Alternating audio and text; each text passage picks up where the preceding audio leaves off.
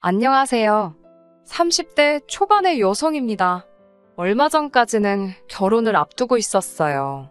결혼을 약속했던 남자친구와는 지금은 남남이 되어버렸습니다. 결혼을 장사로 생각하려던 것도 모자라 아들 장가 보내는 걸 핑계로 어떻게 한몫 챙겨보려던 남자친구 어머니에게 질려서 그렇게 되었네요. 자랑할 만한 일은 아니지만 그래도 어디 말하지도 못할 일이라서 쉬쉬하고 있다가 이렇게 제 속이나마 조금 후련해보고자 이렇게 사연을 적게 되었습니다. 저와 남자친구는 술자리에서 만났습니다. 모처럼 친한 여자친구들하고 모였던 자리인데 우연히 남자친구 테이블과 합석을 하게 되었어요. 저는 그런 자리를 좋아하지 않는데 다른 친구들이 원하니 어쩔 수가 없었네요. 그러다 남자친구와 바로 옆에 앉게 되었고 몇 마디 이야기를 나누게 되었는데 생각보다 말이 너무 잘 통하는 거예요. 어느덧 시간은 늦어 집에 가야 할 시간이었고 남자친구가 다시 한번 만나고 싶다면서 제 연락처를 물어보더군요. 저도 술이 어느 정도 오른 탓에 제 연락처를 주긴 했지만 진짜 연락이 올 거라곤 생각지 못했습니다. 하지만 이튿날 남자친구가 저에게 잘 들어갔냐며 연락을 해왔고 그 일을 계기로 저희는 2주 동안 5번이나 더 만났어요. 대화도 잘 통하고 취향도 비슷해서인지 금방 사귀는 사이가 되었습니다. 남자친구와 사귀고 1년 정도 지나자 남자친구는 저를 자기 가족에게 소개시키고 싶어 했습니다. 하지만 저는 결혼에 대한 확신 없이 굳이 가족까지는 만날 필요가 없다고 생각했어요. 이유가 어떻든 사람끼리 만나면 정이 들기 마련인데 제가 남자친구랑 헤어지기라도 하면 마음 아프니까요. 그렇게 1년이란 시간이 더 흐르고 제 생일이었습니다. 남자친구가 저에게 프로포즈를 해왔어요. 꿈에 그리던 장미꽃에 촛불이 켜져 있는 그런 로맨틱한 프로포즈는 아니었지만요. 사실 사귀면서 알게 된 건데 남자친구의 수입은 어머님이 관리하고 계셨습니다. 처음엔 저도 이해할 수가 없었어요. 하지만 남자친구가 이유를 설명해주고 나니 남자친구의 입장도 이해가 가더라고요. 남자친구 아버님은 삼형제 중 맞으신데 책임감이 대단하셨답니다. 그런 분과 결혼하신 어머님은 아버님의 두 동생을 당신 자식처럼 키우셨대요. 하지만 아버님 머리는 시원찮았고 그나마도 툭하면 술값이며 도박빚으로 날려버려서 어머님이 설거지다 뭐다 생고생을 하시며 집안 살림을 꾸려나가셨답니다. 그래도 덕분에 두 삼촌들 다 대학 나오고 남자친구까지 번듯하게 키워내신 분이세요. 그렇다 보니 당신 스스로 살아오신 방식에 대해서 자부심이 대단하셨습니다. 10원짜리 동전 하나 허투루 쓰신 일이 없으셨고 동네 아주머니들한테 지독하다 손가락질 받으며 사셨지만 한 점 부끄러움 없으시다 이거였지요. 사정이 그렇다 보니 남자친구의 월급 관리도 어찌 보면 당연히 어머님이 하셔야 하는 일이 되었고요. 남자친구 말에 의하면 월말에 카드 명세서가 날라오면 어머님이 하나씩 다 따져보시고 물어보신다고 했습니다. 상황이 그렇다 보니 남자친구가 소위 딴 주머니를 찬다는 건 거의 불가능한 상황이었지요. 그 와중에 이벤트는 가당치도 않았고 저도 잘 알고 있었습니다. 그나마 어떻게 용케도 반지 하나는 준비했다 싶어서 그게 참 감동적이었어요. 이런 남자랑 어떻게 결혼하려고 했냐고요? 남자친구 말이 어머님께서 분명히 자기가 결혼하게 되면 경제권을 넘겨주신다고 약속하셨다 했습니다. 저는 그 말을 철석같이 믿었고요. 아무튼 본론으로 돌아와서 프로포즈를 받고 며칠 뒤가 남자친구 아버님의 생신이었습니다. 남자친구는 그때 집에 같이 가서 식사도 하고 인사도 드리면 어떻겠냐고 물었습니다. 저도 그게 좋은 생각 같았어요. 아버님이 좋아하신다는 홍삼 세트와 어머님 선물로 꽃바구니를 준비했어요. 나름 선물 중에서는 무난하다고들 하는 걸로 준비를 했는데 저는 이걸로 욕을 먹게 될 줄은 정말 상상도 하지 못했습니다. 저도 본가가 서울이었고 남자친구도 본가가 서울이었기 때문에 이동 자체가 어렵거나 복잡하지는 않았습니다. 하지만 남자친구의 동네에 도착했을 때 워낙 비슷하게 생긴 연립주택들이 많아서 조금 고생하긴 했네요. 남자친구에게 집 앞으로 나와달라고 부탁을 하기 위해 전화를 걸었지만 받질 않더라고요. 결국 양손에 짐을 든 상태에서 이 골목 저 골목 뒤지느라 약속했던 시간보다 10분 정도 늦게 도착했습니다. 초인종을 누르니 어머님이 나오셨는데 반겨주는 기색이 아니라 저를 한번 힐끗 보시더니 시큰둥하게 들어오라고 하시더군요. 그런데 그 눈빛엔 며느리 될 사람을 처음 만난다는 기색은 전혀 없었고 짧은 찰나지만 첫 인상으로 저를 평가하시는 느낌이라 괜히 주눅이 들었습니다. 물론 제가 지나치게 생각했을 수도 있지만 다정하게 인사 한마디 안 해주시니 서운했어요. 제가 남자친구에게 좀 나와주지 그랬냐고 살짝 투정을 부렸더니 어느샌가 그걸 들으신 어머님께서 어른들 앞에서 남편 될 사람 무안 주는 거 아니라며 한마디 하셨습니다. 저도 모르게 죄송하단 소리가 입에서 튀어나왔어요. 시부모님께 드릴 선물을 들고 있는 두 손이 민망하여 일단 것을 한쪽에 내려놓으니 어머님께서 이쪽으로 가져오라 하셨습니다. 아버님 선물을 보시더니 얼마 줬냐고 물으시더군요. 정확히 얼마짜리라고 말씀드리는 것도 좀 웃긴 것 같아서 잘 모르겠다고 둘러댔습니다. 그러자 당신 핸드폰을 꺼내서는 검색을 해보시더라고요. 가격이 궁금하신 그 마음이 이해가 안 되는 건 아니지만 그래도 그렇지 사온 사람이 앞에 있는데 저를 바로 앞에 두고 그게 얼마나 하는지 가격을 찾아보는 건 예의가 아니지 않나요? 저도 물건 살 때 최저가 확인하고 사긴 하지만 선물 받은 걸 굳이 찾아보고 하진 않거든요. 특히나 당사자 앞에서 그건 실례잖아요. 제가 사간 홍삼이 10만 원이 조금 넘는 제품이었는데 어머님께서는 저더러 너는 돈을 쓸 때 무슨 기준으로 쓰냐며 물어보시더군요. 무슨 뜻인지 잘 모르겠어서 그게 무슨 말씀이시냐고 물어봤더니 인터넷에 홍삼이라고 검색하면 얼마나 많은 제품이 나오는 줄 아냐입니다. 저는 아버님 드릴 거라서 제일 유명한 회사 거로 산 거라고 말씀드렸더니 저보고 세상 물정을 그렇게 모르냐고 그게 다 상술에 놀아나는 거라고 홍삼이 다 거기서 거기지 회사가 너 같은 애들 꼬시려고 얼마나 광고에 돈을 많이 쏟아붓는 줄 아냐면서 다음부터는 제일 싼 거로 사오던지 아니면 그냥 돈으로 가져오라고 하셨습니다. 비록 제가 홍삼을 직접 만든 건 아니지만 엄연히 제 마음과 성의가 들어간 건데 그렇게 말씀하시니 너무 야속하게 느껴졌습니다. 하지만 어머님은 제 불편한 마음은 눈치채지 못하셨는지 하시던 말씀을 계속하셨어요. 꽃 같은 것도 나가면 길바닥에 천지가 꽂히고 풀떼기라면서 이런 걸 왜 돈 주고 사냐고 하셨습니다. 꽃이 보고 싶으면 산에 가면 된다고요. 그러면 공기도 좋고 건강도 좋아진다며 당신 아들이 벌어다 주는 돈을 앞으로 제가 이렇게 허투루 쓸까봐 겁난다 하시더군요. 남자친구 딴에는 어떻게든 제 편을 들어주려고 원래는 제가 엄청 아껴 쓰고 절약하는 성격인데 오늘은 인사 온다고 잘 보이고 싶어서 돈을 쓴 거라고 어머님더러 이해해 주랍니다. 그러면서 저한테 얼른 죄송하다고 다음부터는 한 번 더 생각하겠다고 사과드리래요.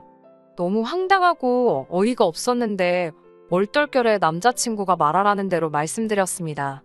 내 돈 주고 사가지고 온 선물을 가지고 죄송하다고 사과를 드렸네요. 다음에는 어머님이 말씀하신 대로 미리 잘 알아보고 하겠다고요. 밥 먹는 동안에는 대화 아닌 대화가 오갔습니다. 어머님은 계속해서 물가가 올랐다. 계란은 그래도 어디가 싸다. 뭐 정말 돈하고 관련된 이야기만 하셨고 아버님은 식사를 어찌나 빨리 하시는지 말도 못 붙이겠더라고요. 그나마 착한 남자친구가 어머님이 말씀하시는데 맞아요 네네 하면서 맞장구만 쳐주고 있었고 저는 말 그대로 꺼다 놓은 보릿자루 마냥 구석에 있었습니다. 게다가 정말 마음 상하는 일이 있었는데요. 사람이 넷인데 갈치는 세 토막만 올라와 있더라고요. 하신다는 말씀이 마트에 갔는데 한 팩에 5,000원이더래요. 그 말이 진짠지 어쩐지는 모르겠지만요. 그러면서 어머님이 먼저 한 토막 집어가시고 아버님 한 토막 집어가시니 당연히 한 토막이 남았지요. 남자친구가 그 남은 한 토막을 저 먹으라고 제 앞으로 밀어주더군요. 그러자 어머님이 남자친구에게 그럼 넌 뭘 먹냐며 벌써부터 여자한테 다 퍼준다 어쩐다 하시더니 당신 거 먹으라고 하시며 어머님 밥 위에 올라갔던 갈치 한 토막을 남자친구에게 주셨습니다. 그 모습을 보는데 제가 그 남은 마지막 한 토막을 먹었다간 곱게 소화 못 시키겠다 싶더라고요.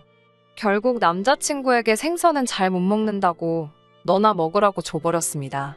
제가 살면서 갈치를 못 먹어본 것도 아니지만 어째서 마음 씀씀이가 저러신가 불쌍한 생각까지 들더라고요. 코로 들어가는지 입으로 들어가는지 알 수 없었던 식사를 마치고 거실에 모여 앉았습니다.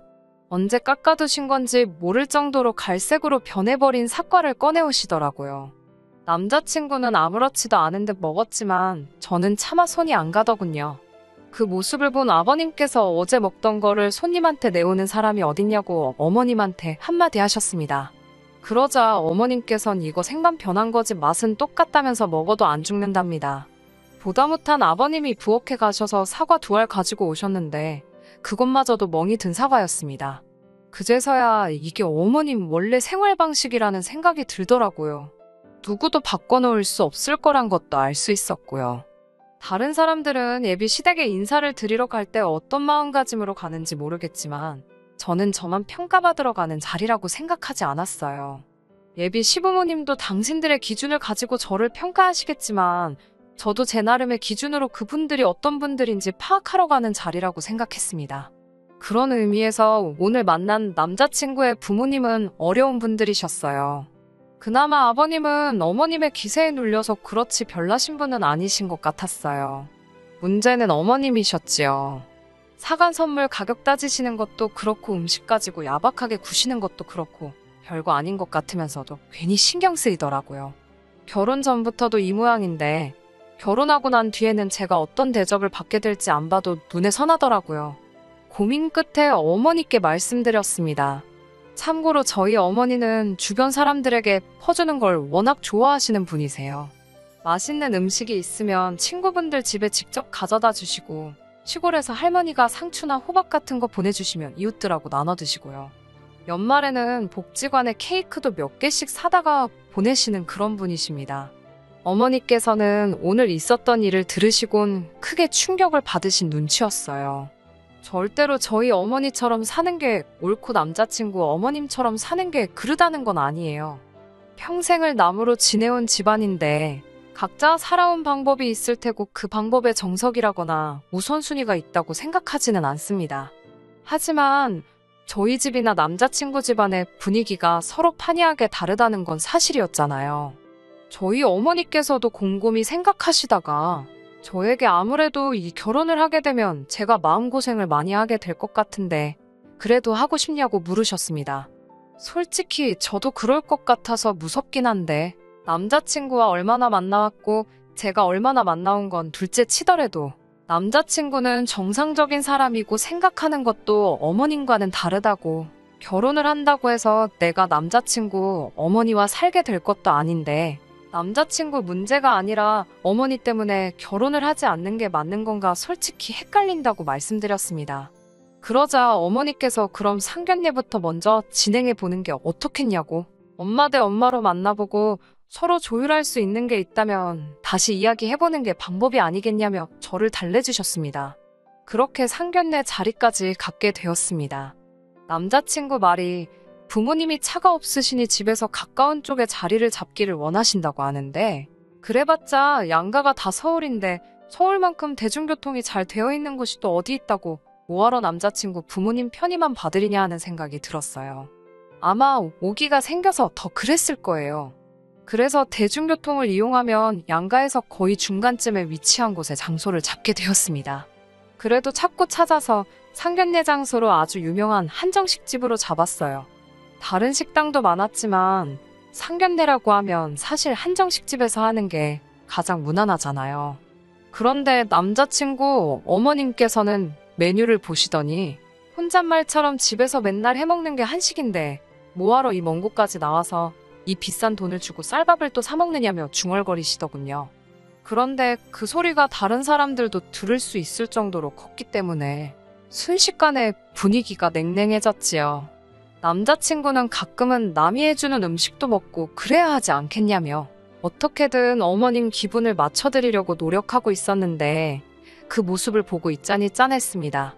능숙하게 저러는 걸 보니 하루 이틀 저러시는 것도 아닌 것 같고 남자친구도 어머님을 달래드리는데 선수가 되어 있는 것 같았어요.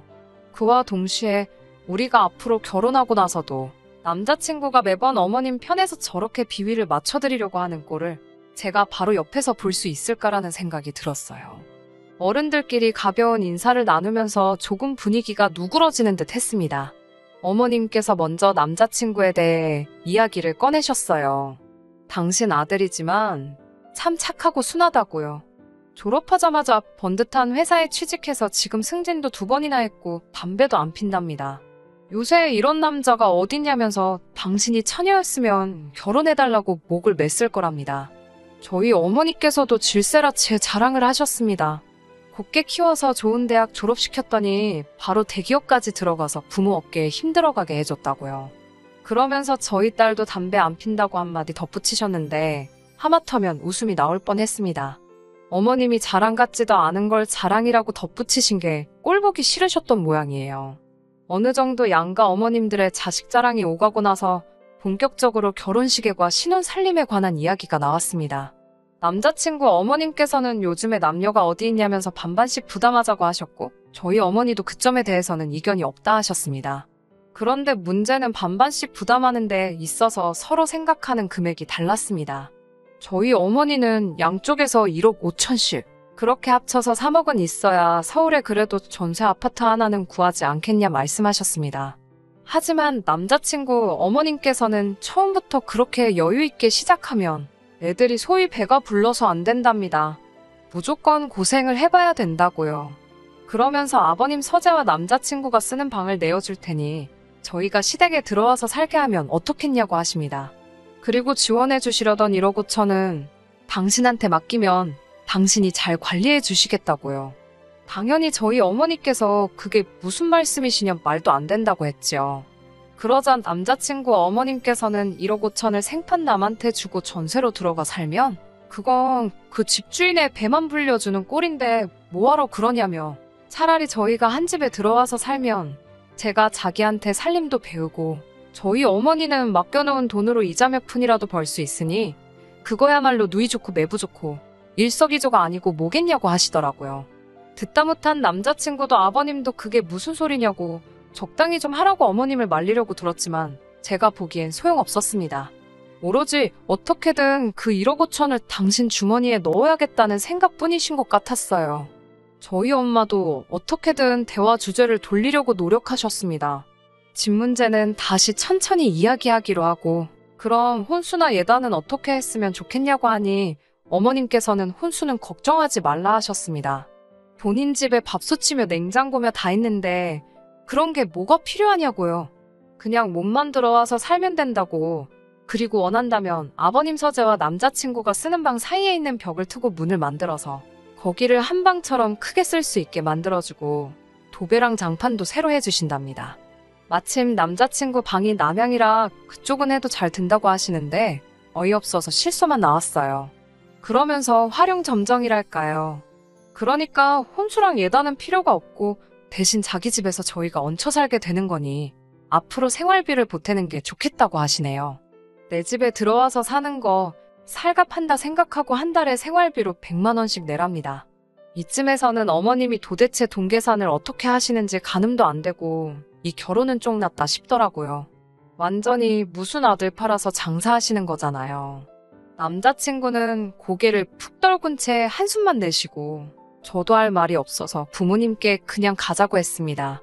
저희 부모님도 화가 많이 나신 눈치였지만 제 남자친구 입장도 있고 하니 더는 말씀 안 하시고 저희 아버지께서 이 결혼은 좀 더 생각해봐야겠다고 마무리를 지으려고 하셨어요. 결혼이 파토가 나는 쪽으로 이야기가 돌아가니 어머님은 혹시 1억 5천이 많아서 문제냐고 그럼 그 돈은 알아서 굴리시고 일단 애들만 그 집에서 신혼살림을 차리는 게 어떻냐고 하시면서 생활비만 주면 자기는 상관이 없다고 하는 겁니다. 보다 못한 저희 어머니께서 저희는 딸을 그 집에 들어가 살게 할 생각이 없다고 이제 시작하는 애들인데 시집살이를 시킬 생각이 없다고 못을 박으셨어요. 그리고 어머님한테 혹시 애들 따로 살게 하실 생각이 전혀 없으시냐고 단도직입적으로 물어보시더군요. 그러자 어머님께서는 그럼 다른 사람한테 그 돈 주고 이자 벌게 해주는 건데 왜 그런 짓을 하냐고 왜 내 돈으로 얼굴도 모르는 사람들 배를 부르게 해줘야 하는 거냐며 오히려 저희 어머니를 한심하게 보더라고요. 대화가 안 되더군요. 막말로 돈에 환장해서 어디다 투자를 하시겠다는 것도 아니고 1억 5천 돈 2년 동안 어디 묶어놔봤자 이자가 도대체 얼마나 된다고 저렇게 아들 결혼을 담보로 환장을 하시는 건지 이해할 수도 없었고 이해하고 싶지도 않았습니다.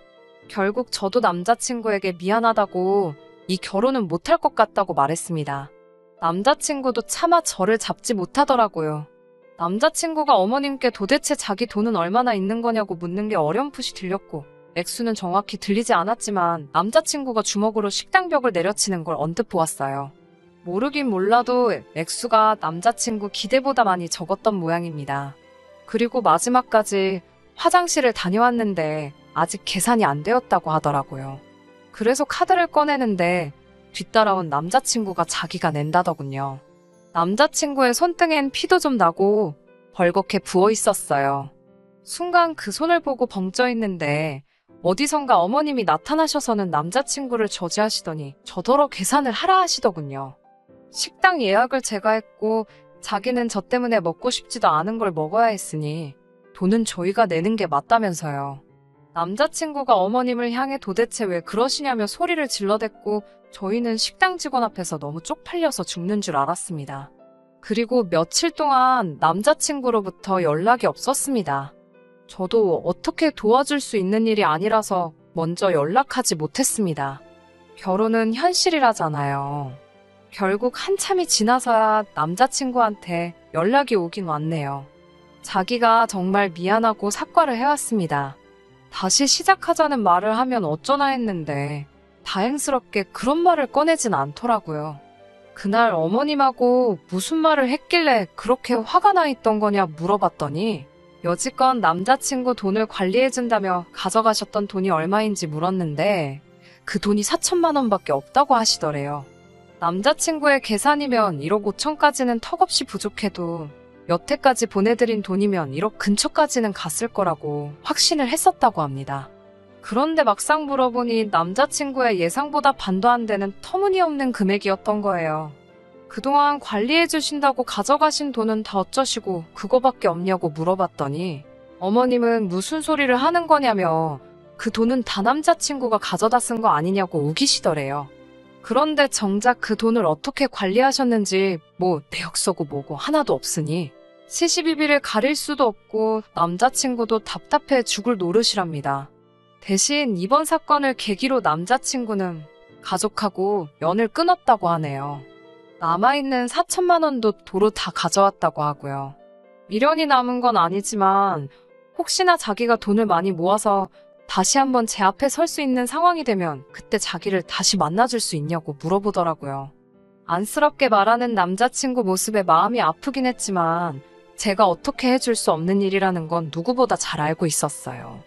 당장 지금은 연을 끊었다고 할지는 몰라도 부모님과 어떻게 무자르듯 연을 그렇게 쉽게 끊어버리겠어요? 그래서 그냥 앞으로 서로 좋은 사람을 만날 수 있게 기도하자고 했어요. 남자친구도 저보다 좋은 사람을 만날 것이고 저도 남자친구보다 더 좋은 사람을 만날 수 있도록 말이에요. 남자친구도 제 말이 무슨 뜻인지 알았는지 더 길게 이야기하지는 않더라고요. 당분간은 그저 아무 일도 없었던 것처럼 지내고 앞으로 있을 새로운 인연을 준비해 보려고 합니다. 끝까지 들어주셔서 감사합니다. 오늘의 사연은 여기까지입니다. 구독과 좋아요, 알람 설정 부탁드리고 더 좋은 사연으로 다시 찾아뵙겠습니다. 감사합니다.